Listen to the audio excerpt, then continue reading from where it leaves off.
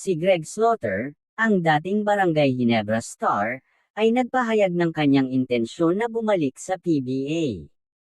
Ayon sa kanya, ang PBA ay pamilya at tahanan niya. Naglaro siya sa Japan at MPBL bago magpahayag ng kanyang pagbabalik. Ang kanyang mga karapatan sa PBA ay kasalukuyang hawak ng Titan Ultra. Bagaman walang opisyal na anunsyo mula sa Barangay Ginebra, si Tim Cone, ang coach ng Ginebra, ay nagpahayag ng kanyang tuwa sa pagbisita ni Greg Slaughter sa kanilang practice facility.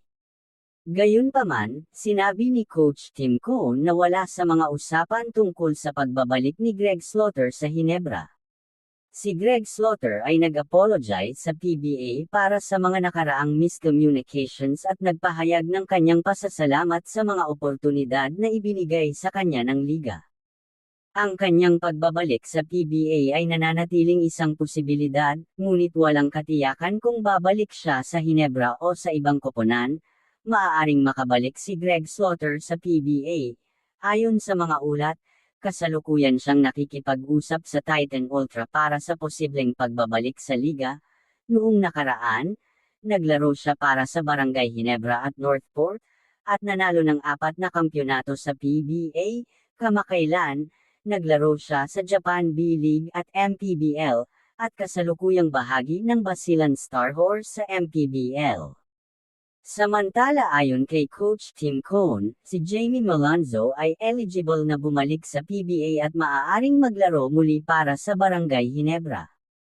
Noong January 2025, na-reactivate siya ng Ginebra para sa kanilang laro kontra San Miguel sa PBA Commissioner's Cup.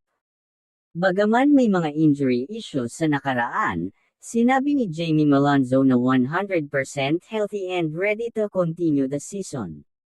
Gayunpaman, ang desisyon na maglaro ay depende sa game time decision ni Coach Tim Cone. Noong nakaraan, naglaro si Jamie Malonzo sa Japan B-League para sa Kyoto Haneries ngunit nawala siya sa koponan matapos ang 5 laro.